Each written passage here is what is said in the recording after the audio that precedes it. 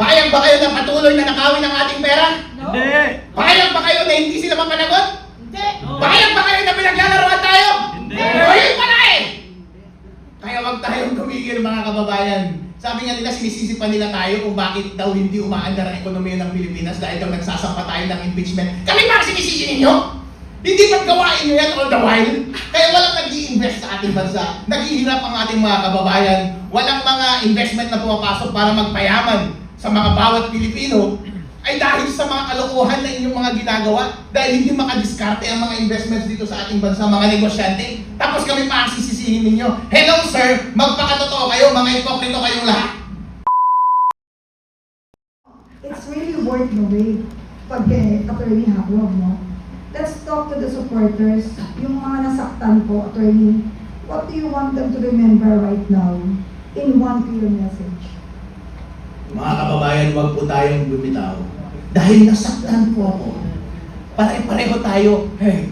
Pero gamitin po natin ang sakit na yan para hindi tayo huminto. Wag po natin bitawan ang ating laban. Dahil pinamumunuan po tayo ng mga demonyo sa ating lipunan. Lalo na ngayon, kapag mas lalo tayong nagdusa sa kinabukasan, ngayong alam na natin na lahat ng mga kabulastugan at kalokohan sa ating lipunan ay sila ang may gawa, mas lalong mas mabigat ang ating obligasyon na sila ay mapanagot. Dahil kapag tayo po ay huminto, mas lalo pong tumatawa ang demonyo. Kaya mas lalo po tayo dapat sumigaw at mag-participate. Huwag natin silang hintuan. Kaya kayo, Mr. President BBM, you had better think about it. Ang taong bayan, matapang yan. Hindi lang si Atty. Harold Crispino ang matapang. Hindi lang yung Magnificent Seven ang matapang. Hindi lang yung mga endorser namin ang matapang. Lahat ng Pilipino ay matapang. Mukha lang kaming matapang dahil kayo ay mga duwag. Kapag pinagtabi tayo sa isa't isa, sobrang tapang tuloy ng itsura namin dahil kayo ay mga walang itlog. I still have 3 questions para kay Attorney at saka sa lahat ng viewers natin. But I will give the floor to our moderator. Alam kong marami pa siyang tinitingke. Magaling talaga to eh. Nanginginig na sa kinting niya, kaya let's give her the floor. Hindi. Oh, kasi ano, no, ang nanabanggit kasi ni Attorney Harold about accountability, at yung hindi pagsupir sa sa boses ng mamamayan.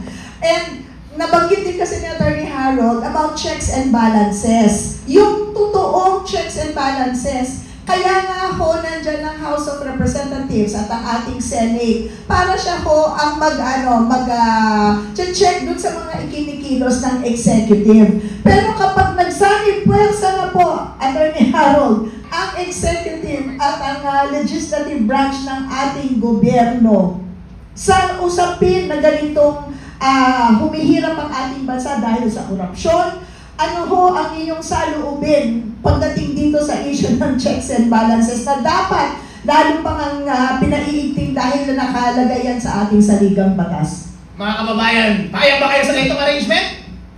Payag ba kayo na patuloy na nakawin ang ating pera? No. Hindi! Payag ba kayo na hindi sila mapanagot? Hindi. Payag ba kayo na pinaglalaroan tayo? Hindi! Ayun pala eh! Kaya wag tayong tumigil mga kababayan. Sabi nga nila, sinisisi pa nila tayo kung bakit daw hindi umaandar ang ekonomiya ng Pilipinas dahil daw nagsasampa tayo ng impeachment. Kami ba ang sinisisi ninyo? Hindi ba't gawain nyo yan all the while? Kaya walang nag-i-invest sa ating bansa. Naghihirap ang ating mga kababayan. Walang mga investment na pumapasok para magpayaman sa mga bawat Pilipino ay dahil sa mga kalokohan na inyong mga ginagawa, dahil hindi makadiskarte ang mga investments dito sa ating bansa, mga negosyante. Tapos kami pa ang sisisihin ninyo. Hello sir, magpakatotoo kayo, mga ipokrito kayong lahat. Panginoon na nga gumawa ng paraan, hindi ba? In-expose yun sa flood control. And then after that, ano nangyari? Ayaw na magpautang na South Korea. Correct? Ang punto ko, hindi kayo. Ang dahilan, sila na mismo po ang gumagawa ng sarili nilang hukay sa mga nangyayari dito sa issue ng korupsyon. So, Attorney Harold, with all of this that is happening, ano ang nakikita po ninyong pag-usad nitong complaints na final ni Attorney De Jesus at na inendorso at yung pangalawang impeachment complaint na inendorso ng Makabayan Block. What happens now to these two complaints? Procedurally. I assure you folks, they will be dismissed. They will be dismissed dahil napakahina ng mga complaint. Takot sila, hindi nila tinanggap yung pangatlong impeachment complaint dahil alam nila na yun yung pinaka-substantive, pinaka-kompleto. Mali-maleta, kompleto sa ebidensya, mga dokumento, mga proof, mga video. Alam nila na all-star lahat ng sumama. Alam nila na people's complaint itong pangatlong impeachment complaint dahil lahat kami ay nanggaling sa lahat ng direksyon. Rinerepresenta namin ang damdamin ng taong bayan. Alam nila na once na-expose ang kanilang kalokohan through our impeachment complaint, through trial and procedure doon sa Committee on Justice and through eventually impeachment court doon sa Senate, alam nila na for sure na matatanggal si BBM sa kanyang pwesto, impeach ka agad yan, or otherwise through other means. Kaya pinigilan nila ang aming impeachment complaint. Ngayon, patay na yung third impeachment complaint. For sure, dismissed yung una at pangalawa dahil mahina yung mga yun. Dahil pinigilan nila ang tanging maayos lamang na impeachment complaint na hiniahin natin laban sa nauupong presidente na ito. So the truth will set us free. Yes, but you will have to wait for a little while. Oo, but in the meantime, tama po, no? So na-refer na yan sa House Justice House Justice Committee. Tama po ba? And then from there, they will now determine kung sufficient in form and substance. It will now be brought to, paano na po ba ang susunod after that? Gagawa sila ng report by majority and then ipepresenta nila yun sa plenary. Plenary. Kung saan- Ano ho ba ang ibig sabihin ng plenary sa ating mga nakikinig? Ibig sabihin lahat na ng miyembro ng House of Representatives ay magpa-participate.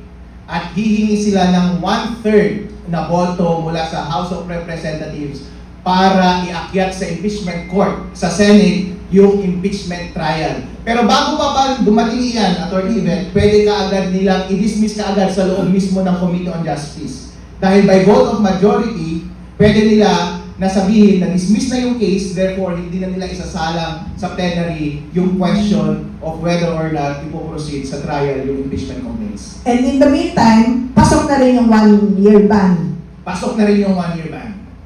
Okay. So what do you mean, attorney?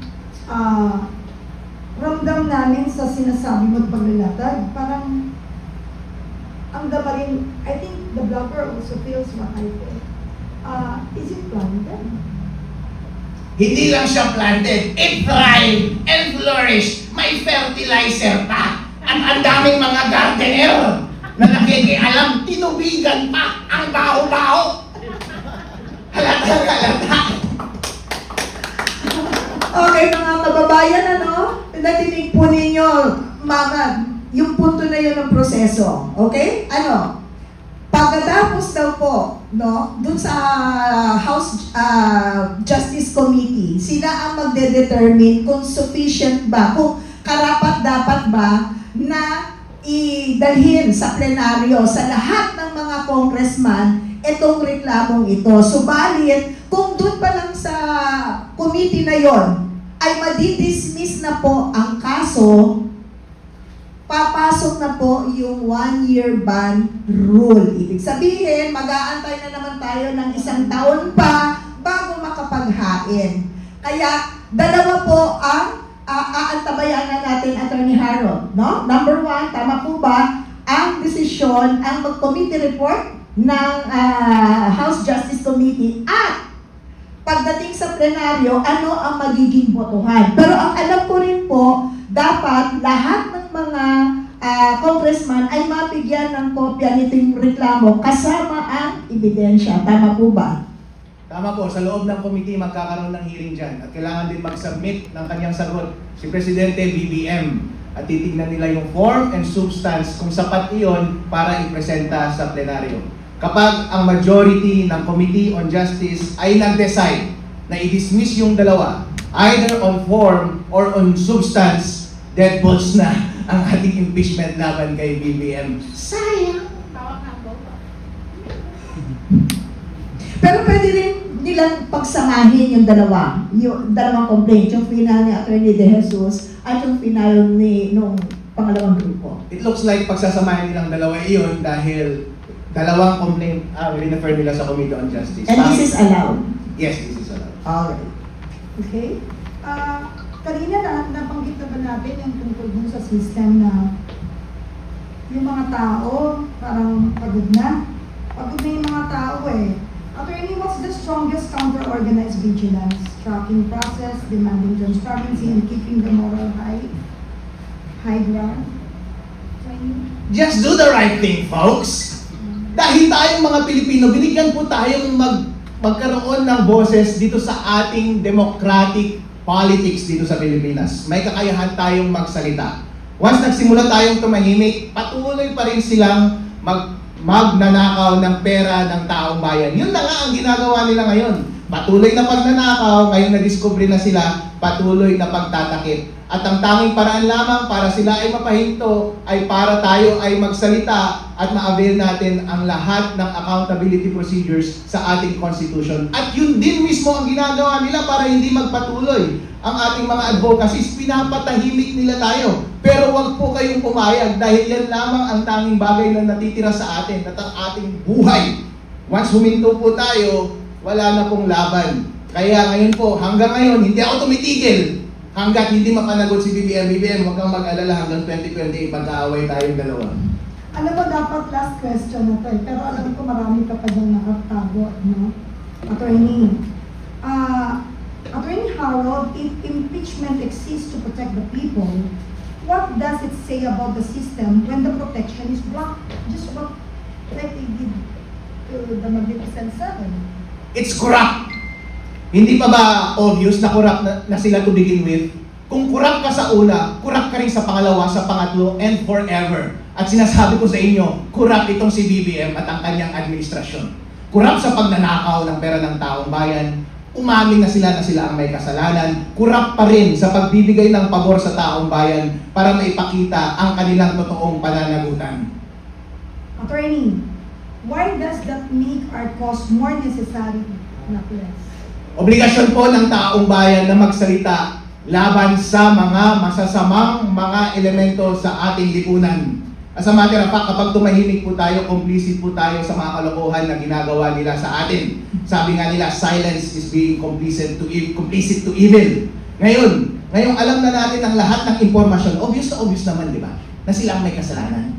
Obvious naman na si BBM ay nakinabang. Obvious na may graft and corruption and plunder. Obvious under sa ating konstitusyon na dapat siyang matanggal through impeachment, through graft and corruption. Kapag hindi pa tayo nagsalita, baka sa bandang huli, tayo rin ang masisisi. Kaya taong bayan, obligasyon natin ngayon na hindi bitawan ang laban na ito. Samahan niyo kami, please. Tama. Ang galing ni Attorney, no? Tama lang talaga yung ating paninindigan. It's always the